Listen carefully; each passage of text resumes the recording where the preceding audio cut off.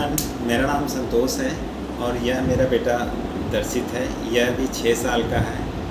पिछले 3 साल से यह सेलिएक डिजीज़ से पीड़ित है।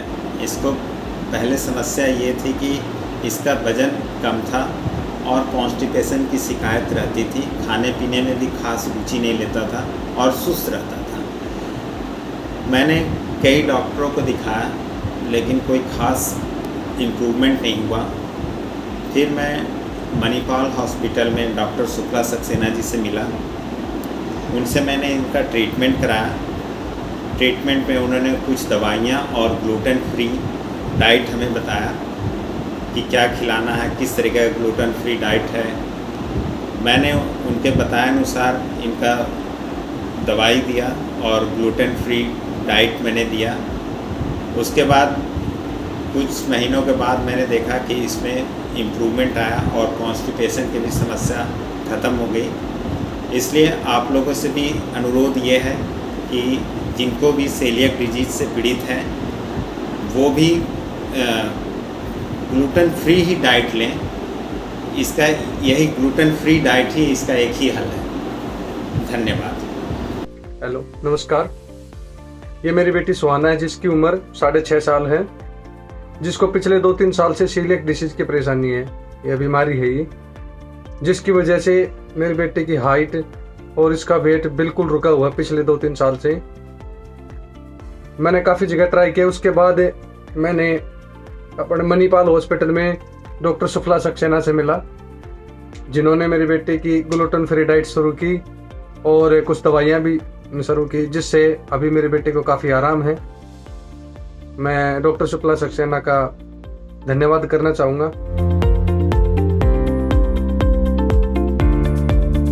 Hello everyone, I am Dr. Shukla Saxena, Senior Consultant Pediatric Gastroenterologist and Hepatologist at Manipal Hospital, Delhi. May month is celebrated as Celiac Disease Awareness Month, and this year we have formed a celiac support group for all the parents whose children are suffering from celiac disease.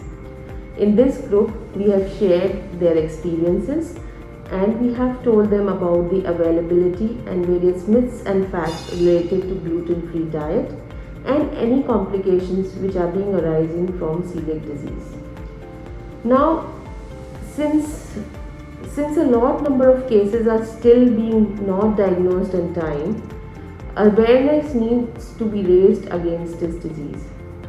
In order to do so, today I am going to discuss some symptoms which is important for you to know about atypical or silent celiac disease. So classically we see that in children, celiac disease usually present with diarrhea or failure to thrive. They might have symptoms of recurrent abdominal pain or anemia. But it is important to remember that in large number of cases, it may present with atypical symptoms. For example, a lot of parents come to me and they say that बच्चे की growth बराबर नहीं हो रही है. My kid is not as in terms of growth. मेरा बच्चा दूसरे बच्चों से क्लास में या तो हाइट में वेट में छोटा है. अगर ट्विन बच्चे हैं तो एक बच्चे की ग्रोथ अच्छी हो रही है and the other twin is not growing properly. Secondly, anemia या बच्चे में खून की कमी जो despite treatment ठीक नहीं हो रहा है. So this kind of silent or subtle symptoms which are there are important to be identified early. It's not important कि आपका बच्चे की growth कम होगी. Sometimes celiac disease is also seen in obese children.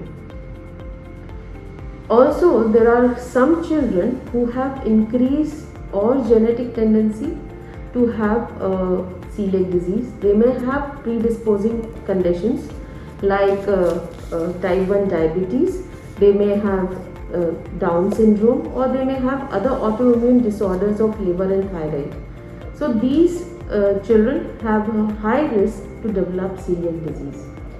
That's why it is very important to identify such children quickly and start their treatment as early as possible with timely referral, so that their organs are not affected and optimal growth is ensured for these children.